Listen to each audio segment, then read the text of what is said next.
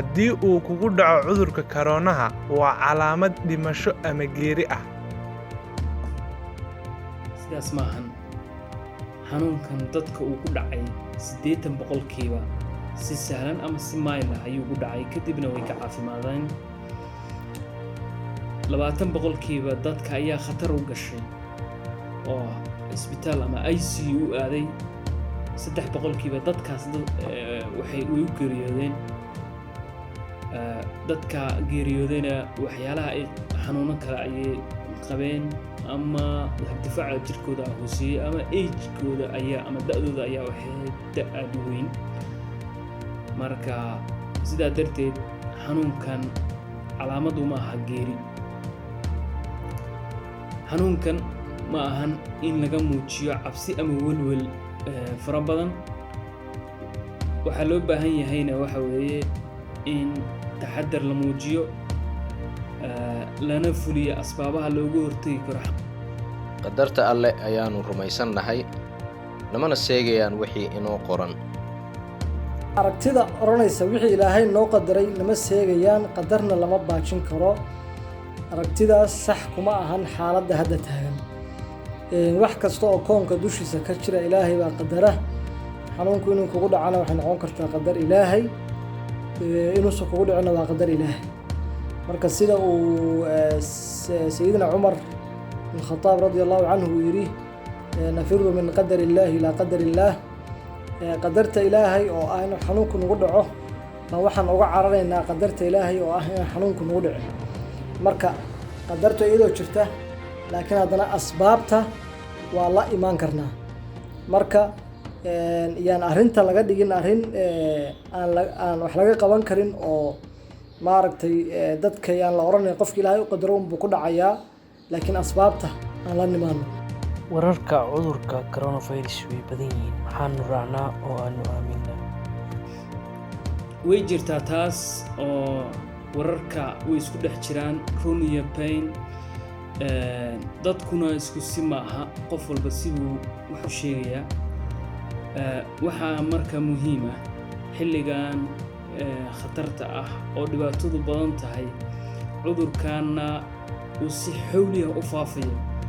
waxaa aad muhiim u ah in la iska yareeyo wararka la xiriira corona oo aan ahayn in lagu koobnaado waxa ay sheegaan dadka xirfadda u leh oo xirfadda caafimaad u leh, iyo dadka mas'uuliyaddeedu ay tahay macnaha inay arrintan ka hadlaan.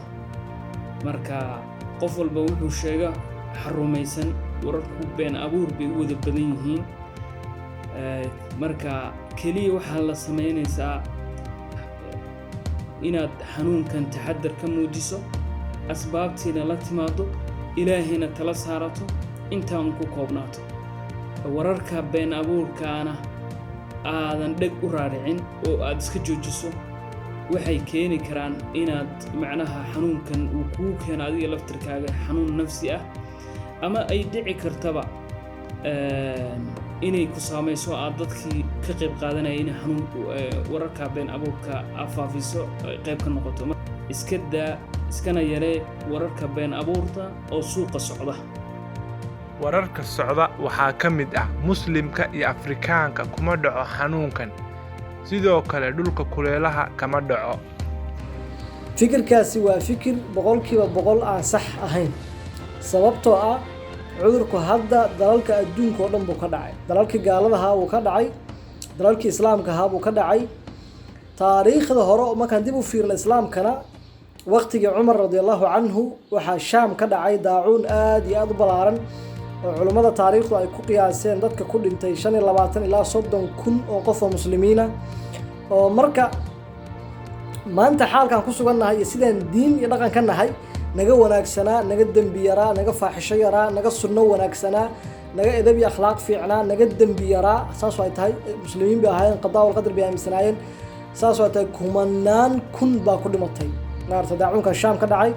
marka fikradda muslim kuma dhacay, gaal baa loogu talagalay. waa fikrad 100% aan sax ahayn. muslimiin badan buu hadda ku dhacay, Soomaali buu ku dhacayaa, Carab buu ku dhacayaa, xaramka Ilaahay iyo Makka dad jooga ku dhacaya xanuunku u dhimanaya. marka fikraddaasna waa fikrad aan sax ahayn. fikrad kale aad jirta oranaysa dadka Afrikaanka xanuunkan waxay u leeyihiin adkaysi iyo difaac. fikirkaas waa myth iyo wax khalad ah, wuxuuna soo bilowday markii hore oo xanuunka Shiinaha iyo Yurub ku ekaa, laakiin hadda waa u jeedaan 39 dal oo Afrikaan ah baa si cad u sheegay in dalalkooda COVID-19 uu ka dhacay, dad badan oo kaga dhacay. dalkan joognay Soomaaliya ee dalkeena hooyo 3 qof kayska saddexaad ba hadda wasaaradda caafimaadka qaranku ay xaqiijiyeen. dalka aan walaalaha nahay dariskeena ee Djibouti 12 kays ba hadda dawladdu ay xaqiijisay. fikirka xiga waxa way dhulka kulaylaha ah kuma dhaco. dabcan coronavirus waxa uu ku kori karaa virus ahaan kulal iyo qabow labadaba. Shiinaha iyo Yurub oo dalal qabow ah waa ka dhacay, waxa ka socdana waa aragnaa. bariga Afrika oo dhulka tropicalka ama kulaylaha ah waxaa tusaale yar kugu filan Kenya iyo Ethiopia marka laga soo tago. Djibouti oo badda cas ku taala oo digriiga xaraaradu 39 ilaa 40 digrii gaaro. dawladdu talaadadii la soo dhaafay waxay xaqiijisay 12 kays oo coronavirus ah. marka Djibouti meel ka kulul ma jirto, haddii kulayl uu coronavirus ku gabanayo Djibouti kama dilaacin. marka fikradda dhulka kulaylaha kama dhaco reer Boosaasood iyo reer Berbera iyo ay aaminsan yihiin in dadka dhulka kulaylka jooga fikrad sax ah iyana ma aha. deebaa xanuunka koronaha laga hortagi karaa? dabcan ka hortagga wuxuu leeyahay 3 marxaladood. ka hortag waxa laga rabaa mid dawladda, mid waxa laga rabaa shacabka, midna shakhsi fardi adigaas idaawanaya baa laga rabaa. dawladdu talaabooyin fiican ay la hadda qaaday inay duulimaadyada caalamiga joojiso oo talaabo sax ah ahayd, in iskuulada iyo meelaha la isugu imaanayo la fasaxo talaabo sax ah ahayd, in shaqaalihii dawladda iyo xafiisyada dadka badan ka shaqeynaya la fasaxo talaabo sax ah ahayd. Puntland iyo Somaliland iyo maamul goboleedyada kale kulligoodna asbaabta way la yimaadeen way suubiyeen, laakiin dadkii Soomaalida ahaa baan fahmin ujeedka ay dawladdu waxa u samaysay. ujeedku wuxuu ahaa dadka la fasaxay in la yareeyo isu imaatinkooda iyo inay cudurka isu gudbiyaan, laakiin sababta dadka loo fasaxay ma ahayn in dadka inta xafiisyada dawladda laga fasaxo ay suuqyadii iyo makhaayadihii caweynta ay camiraan. dadku risaaladii dawladdu dirtay ma aysan fahmin. dadka shacabka waxa laga rabaa dawladdu talaabooyin fiican bay qaaday. waxa kaliya hadda aan dawladdu u soo jeedin waxa way hadday awood u leeyihiin maamuladu in dadka lagu khasbo dantooda. sababta dadka nidaamka dawliga waa midka dadka dantiisa ku khasba. dadka in lagu khasbo inay guryahooda joogaan intii suuragal ah. shacab ahaan waxaa laga rabaa inaan dhageysano talooyinka dawladaha iyo maamulada caafimaadka iyo wasaaradda iyo hay'adaha caafimaadka iyo xirfadleyda dhakhaatiirta caafimaadka ee intaas talada soo jeedinaya. waxaa laga rabaa inaan u dhagan nuglaano in asbaabta oo dhan oo lala yimaado la leeyahay oo la farayo dadka aan la nimaano. shakhsi ahaan adiga walaal maxaa laga rabaa?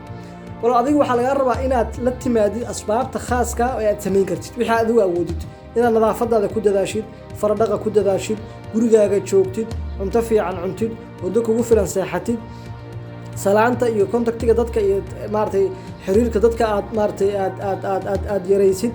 walaal adiga waxa kugu aadan ee lagu farayo baa laga rabaa, mas'uuliyadda khaaska ah ku saaran. haddii lacalla ay dhacdo ilaahay ma qadaro inaad calaamadaha cudurka isku aragtid, cudurkan dadka 80% guryahooda ayagoo jooga oo iska qufacayo iska helisay ku wanaagsanaadaan ku fiicnaadaan. 20% tiro ah ayaa cudurka u baahata inay adeeg caafimaad helaan ama isbitaal la jiifiyo. marka dal diyaarsana dalkeenu inuu dad saas daweeyo. isbitaaladii ma lihin, qalabkii ma lihin, ICU ma lihin, ventilator ma lihin. waxa dhakhaatiirta ka qaylisiinay waxa dhakhaatiirtu waxay og yihiin systemka caafimaadka ee wadanka ayay og yihiin iyo sida caafimaadka wadanku u halaysan yahay oo maartay uu tacbaan u yahay. marka walaalayaalow alwiqaayatu khayr min alcilaaj. هذا العجيب ayaa uu yiri dhakhaatiirta Soomaalida kamid wuxuu yiri dadka Soomaaliyeed waxay wasaaradda caafimaadku weydiisanaysaa in ay sameeyaan waxay hadda kari karaan. haddii ay sameyn waayaan ama diidaanna waxay wasaaradda weydiisan doonaan waxa aysan wasaaraddu karayn. hadalka hadal culus weey. maanta wiqaayada iyo ka hortagga iyo guryihiina jooga iyo saa sameeya waa waxaad awoodaan. laakiin berri marka xaaladdu faraha ka baxdo wasaarad tabar leh iyo dawlad xoog leh waddanka ma joogto. wasaaraddu may wax qabato may dadka soo gaarto eedeymahaasi berri nooma furna, wasaaraddu ma awoodo. walaalayaalow fadlan talooyinka caafimaadka hala qaato, hala noo dhagnuglaado xirfadlaha caafimaadka. adduunka oo idil dalalkii iska dhagatay arrintan way ka shalaynayaan hadda. warinagu hadda kownahay kayska saddexaad baan joognaa. walaalayaalow tabar uma hayno coronavirus. walaalayaalow aan asbaabta la nimaano, guryaheena joogno.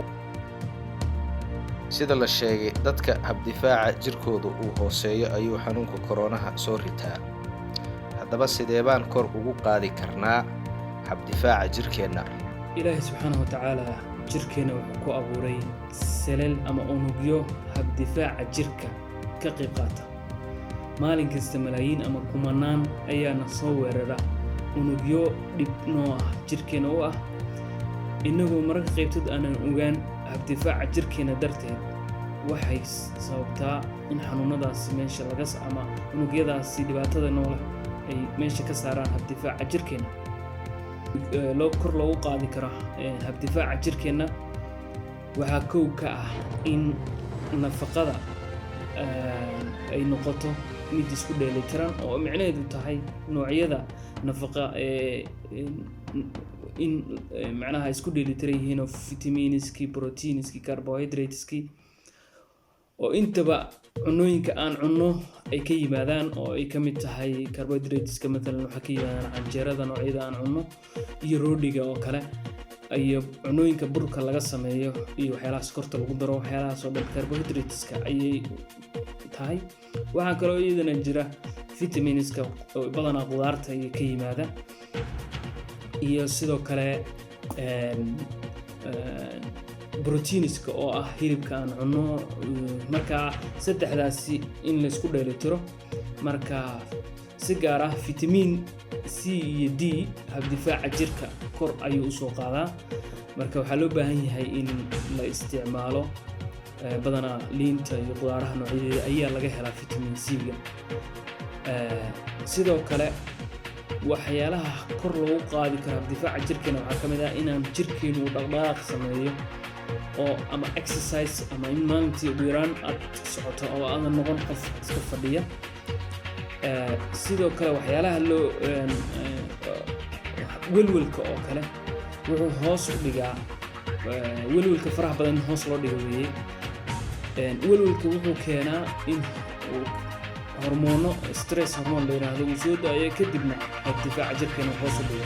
sida ay taas u dhicin waa in aan welwelka iyo cabsida faraha badan la yareeyaa, ilaahay la isku xiraa, la tala saartaa, kadibna cabsi badan aan la muujin. xanuunkan cabsi in laga muujiyo maaha, waa in taxadar la muujiyo. hababka loogu hortagi karana la fuliyaa.